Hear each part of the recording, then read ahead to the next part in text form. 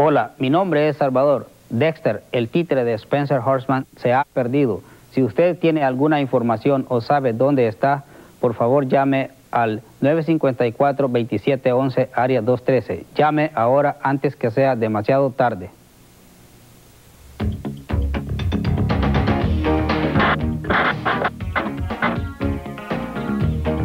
I just feel sometimes like smashing crockery. I've rarely had somebody come on television tell me they were planning on killing somebody. You don't raise your hand up to the woman's breast too easily.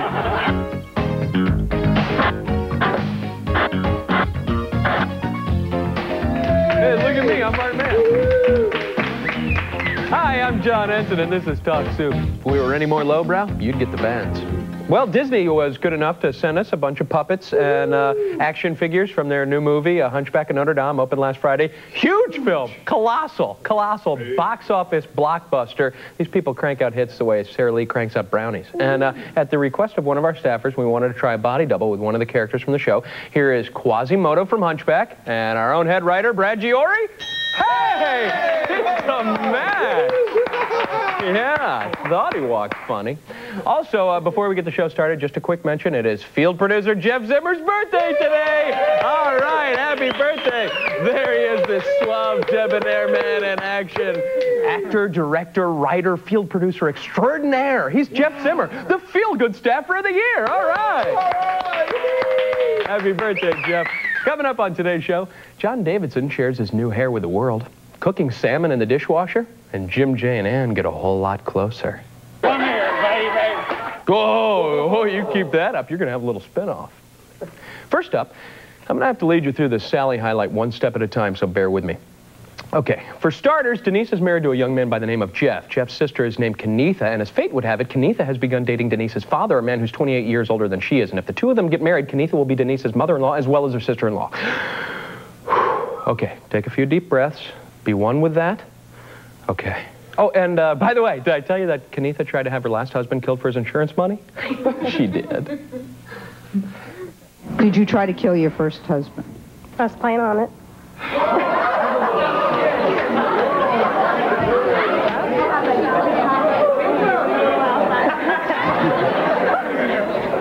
I've rarely had somebody come on television tell me they were planning on killing somebody. You want to tell me about it? Wait. Let her explain to me why you were planning to kill your husband. For some money. For some money? Yeah. Can you explain what you mean by money? Yeah, it's life insurance on him, so I was going to take it. She just married him for his money in the first place. She chased him with a butcher knife. I saw her chasing with a butcher knife before. So what's wrong with that? Wait. I'm going to kill my dad. Kenitha, let me understand something. You married this man and you had an insurance policy, and you're telling me that you honestly planned on killing him? Yeah, but it backfired. Outstanding clip! We got a May-December romance, squabbling in-laws, and a murder confession all rolled into one highlight. What more could you ask for? Kenitha, you have an announcement to make. Now's your chance. I got two things to say to you, Denise. I'm pregnant, and it's by your father. Whoa! My God, I didn't even think about that. You gotta keep your options open. Thursday on Sally, you get to know some controlling husbands. That is, if your husband allows you to watch TV. Well, it's tough enough having your child return home at the age of 32. But if he still hasn't learned to clean up after himself, please, it's time to call the Marilyn Kagan Show. That's exactly what Doris did. Here she is confronting her boomerang son, Darren, about his slovenly behavior. Let's see if he takes the message to heart, or if he comes up with some clever excuse for his actions. Well, like, say, for instance, when he eats, he makes up these concoctions on the stove, and it goes everywhere. When I say everywhere, it's everywhere. You just want him to clean up after himself. himself. A hot stove. How did they clean up on a hot stove? I wipe a hot stove off. Hey, you know what? The issues aren't the hot stove. The issues are there's a 32-year-old young man here living off of his mother and making a mess of it as he's doing that, and you're letting it happen. Well, I'm constantly complaining because, see, number one, he's not the only one there. Mm-hmm. You have other family members? I have other family members. In fact, my daughter, now you talk about come home, my daughter, she's 30, but she has an illness. Okay, so maybe that's okay. All right. But with Darren doesn't have an illness. He looks pretty healthy to me. Darren, let me ask you before we go to a break, do you feel like that somehow that you're above it all, that you really shouldn't clean up and take care of things, and that you're there because you're God's gift? Yeah. Yeah.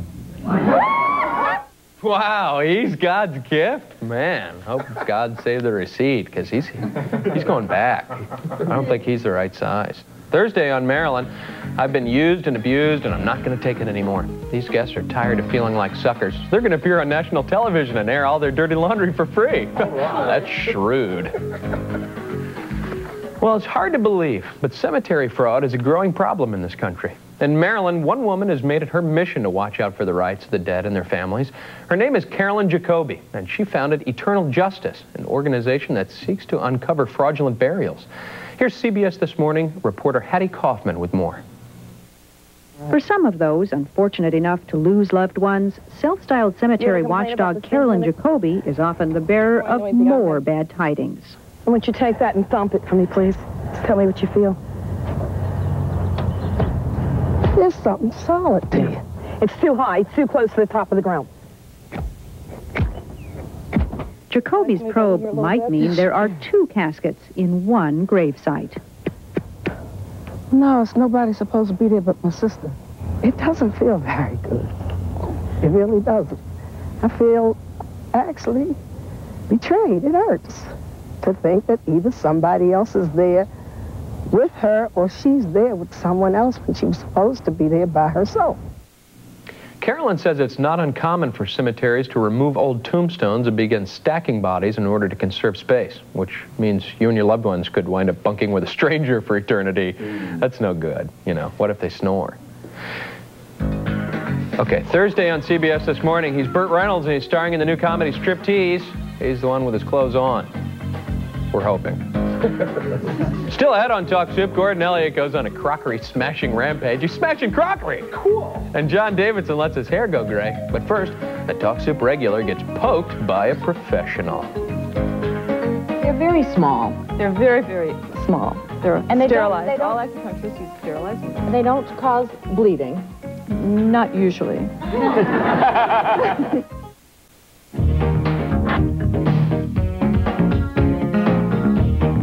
Dexter's still missing, folks, and please, God, if you've seen him, call 213-954-2711. We need to find that dummy. I have spotted Dexter. Dexter is on John Henson's mother's front porch, drinking 40s and smoking weed. Wait a minute. Let's be fair. That could be any number of dummies on my mom's front porch. Hey, when you got hair like John Davidson, you don't need a TV show. Duh. The former star of The Girl with Something Extra is currently on Broadway, starring in a revival of the popular musical State Fair. Here he is telling Conan O'Brien how he changed his looks for the role, even though it meant letting his trademark do go gray. Now listen, I want to ask you about something because I came at the top of the show, and this is true, you're my hair hero. Can't everybody see the similarities at all? Look at it. He was my... Look, you've got, doesn't he? He's got really cool hair.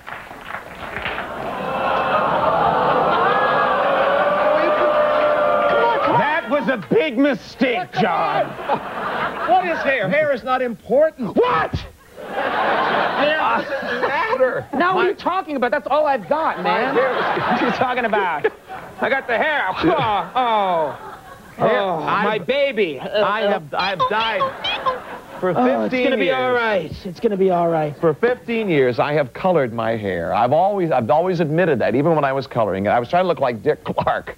For 15 years, I've tried to look like Dick Clark. Why were you trying to look like Dick Clark? Because he's a great-looking man.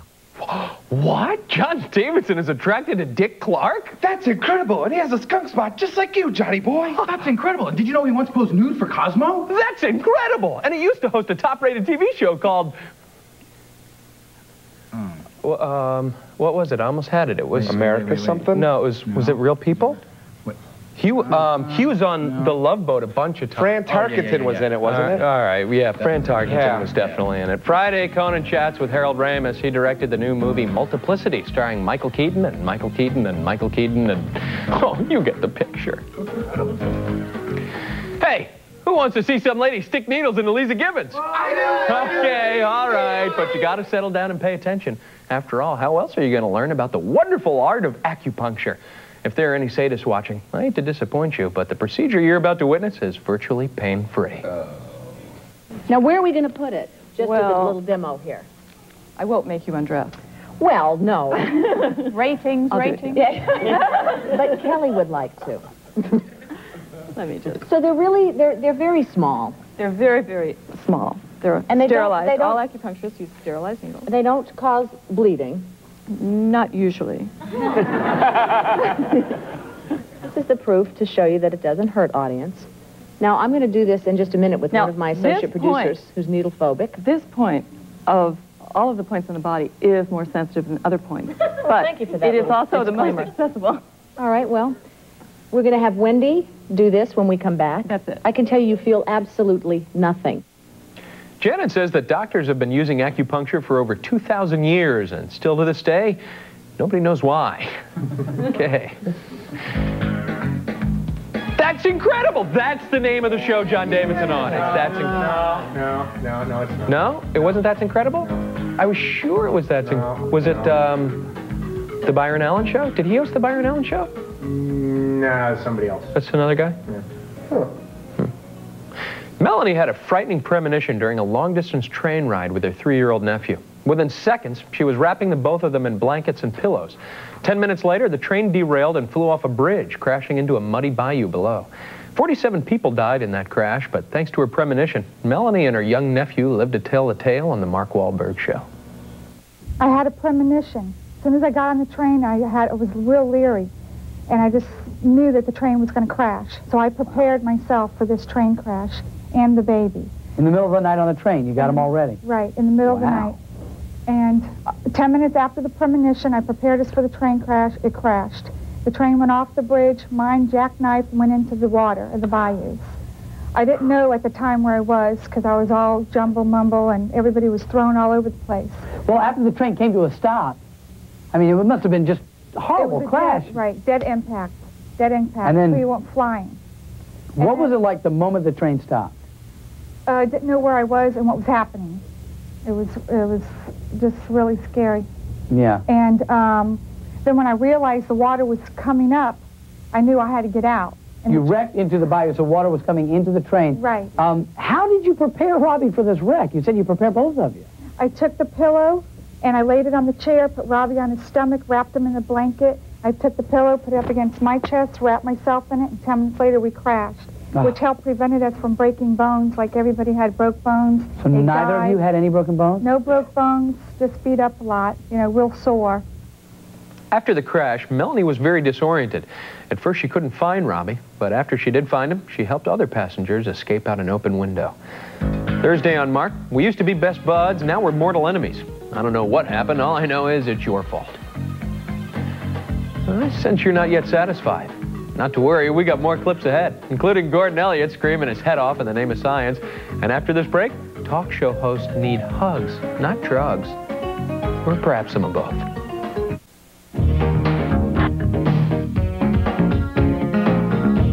Where cable access and community theater have a head-on collision, this is Talk Soup. I'm John Henson. Hey, skunk boy, we're here to audition for the new part. Yeah, we heard they're looking for some fill-in dummies now that Dexter is missing. Yeah. Well, I'm afraid you're going to have to take that up with Spencer Horseman. Well, we're pros, you know. Oh, yeah. Seen your sock around? I used to work with him at the Chuck McCann Dinner Theater in Big Fork, Montana. Actually, he doesn't get in until late. No, just like that sock. What? Well, tell him we said hi anyway. Yeah. Okay. Come on, let's walk by Julie Brown's dressing room and see if she's changing. Yeah. Yeah. Wanna come with us? Okay, no, you guys go right on ahead. No. Okay. Yeah. And scene. Oh my God, you guys are so pathetic. There are experts on everything these days, and invariably, they all end up making the talk show rounds. Take William Kane, for example. This guy has written a book titled The Art of Hugging. Originally, it was going to be a 12-part set, but somehow he managed to cram all of that vital info into one slim volume. Here he is showing Jim, Jay, and Ann the difference between a grope, a goose, and a friendly how-do-you-do hug. The chief variation on it is the back-to-front hug, where if Ann would turn her back to the guy, and he gently caresses her like that from back. And you don't raise your hand up to the woman's breast too easily in the hug, because a lot of women think it's not romantic if yes, just like that. Okay, Yeah, like exactly like that. That's very acceptable. Now you say that men and women have different kinds of reasons for hugging? Or? They have definite. You can let go or what? There's a sex-based difference. For example, a lot of women think hugs should remain romantic, and they don't like a guy to cup their buttocks during a hug. I wouldn't. Well, that's a sex-based difference. That depends on where you are. Some of the hugs described in William Kane's book: the heart-to-heart hug, the love hug, the A-frame hug, and the dreaded I'm pressing charges hug. Yes, now you're getting into it.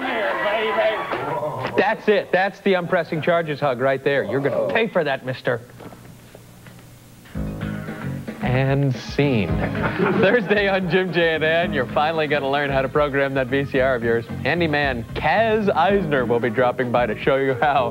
Take notes this time. It's not as hard as it looks. Kaz will make it easy for you. Kaz. This morning, it suddenly dawned on me, we haven't featured a single cooking segment in weeks now. I'm so ashamed. How did we ever venture so far afield from the type of programming we do best? Without any further ado, I'd like to introduce this clip from the Crook and Chase show. If you've ever wondered how to cook a 9-pound salmon in a large piece of tinfoil, buddy, you're in luck. You took one stick and just kind of sliced it right down the middle, okay? Man, you oh, want man. to put that right there on that end. It'll be a little less healthy this way, folks. That almost came out his mouth. Look at that. Well, it did. Okay. Now hurry up, Charlie, because we have to wrap this sucker up. Okay. And then put in some of this, what's supposed to be parsley. It doesn't look like it. That's dill. This is dill? Okay. We found it growing out next to the building. Thought we'd bring it in and use it. We didn't know what it was. Well, we left out the parsley. We're supposed to have a 4th cup of fresh parsley to put in there. But that's all right. This will do. Now, we got all that done. Now, what you might want to do... This is very important, though. Oh, to be decorative. Sure. Well, it also adds to the flavor on the outside as well. Okay? Ah, good idea, Charlie. Just put a few like that. You are just so handy in the kitchen. Ta-da-da! Hey, I was pretty impressed with Charlie myself, but unfortunately, it didn't last very long. Just use the top rack, and what we're going to do is put in one cycle, and look at that. One cycle He's got a big tail wash there. and one cycle of rinse. Yeah. Get in there, boy. Come on. Don't Okay. Put it in. Now, before we do that, you got to get a little bit of this No, you don't. You got to get the smell off somehow, that fish. Believe it or not, that method of cooking salmon actually works. It was discovered by Tico Torres, a member of the rock group Bon Jovi. Wow, how wasted do you have to be? How big are your case of munchies when you go, hey, guys, what do you say we put a 9-pound salmon in the dishwasher? Thursday on Crook and Chase, entertainment reporter Jimmy Carter and his 12-year-old daughter will be reviewing the new summer children's films. Wow, didn't he used to be president? Wasn't he? He hosted That's Incredible. Or was it the Byron Allen Show? Well, our soup of the day is just around the corner. When we return, Demolition Gordon goes on a tear. Just feel sometimes like smashing crockery. Don't you ever just want to relieve yourself?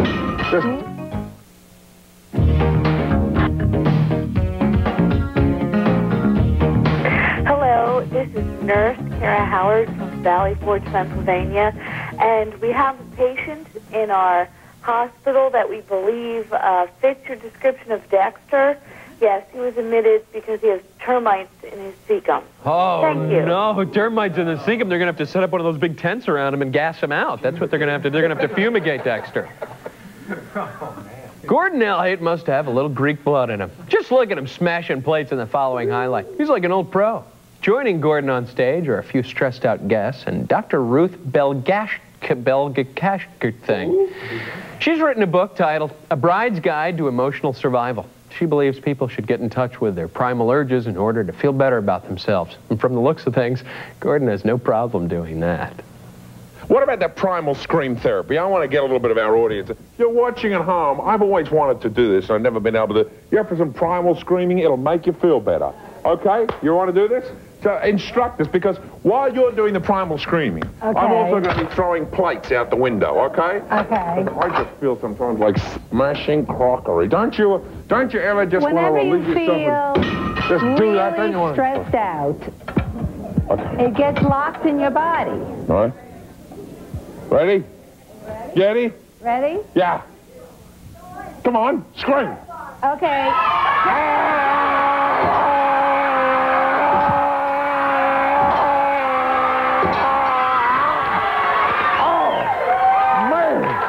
I feel good. Looks like fun, huh? Of course, after a long, hard day of crockery smashing, there's really only one way to unwind. And you know, I know that everybody likes to occasionally end the day with a warm bath. Well, I am no different here, and you know, I like to get into the bubbles.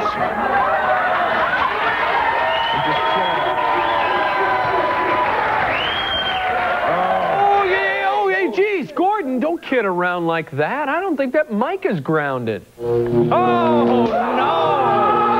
Well, only one thing to do now. Wrap them in tinfoil, throw them in the dishwasher. Might as well cook them and eat them. Good idea. Don't want to let them go to waste. Tomorrow on Talk Soup, a junior fashion critic apologizes to his sister. I love you so much that I can't see you go. That's why I'm here on the show. I love you and I'm sorry for calling you a hoe. Oh, he stole that line from Walt Whitman, little plagiarist. Anyway, that's it for this edition of Talk Soup. I have no more to give. Keep an eye out for Dexter. See you next time. Yeah, I found Dexter in Central Park. He'd resorted to cannibalism and he was eating a tree. Thanks a lot. Dexter here. I got him. I got Dexter. I got him. I just saw Dexter with Pinocchio on Howdy Doody. They're drinking Zimmer and plotting to assassinate the president. Yeah, I think I've seen Dexter. He's back here in Michigan. I saw him getting into a van with Jack Kevorkian with a box full of carpenter ants. All right, this is a song for Dexter because, you know, we missed the guy. Ready?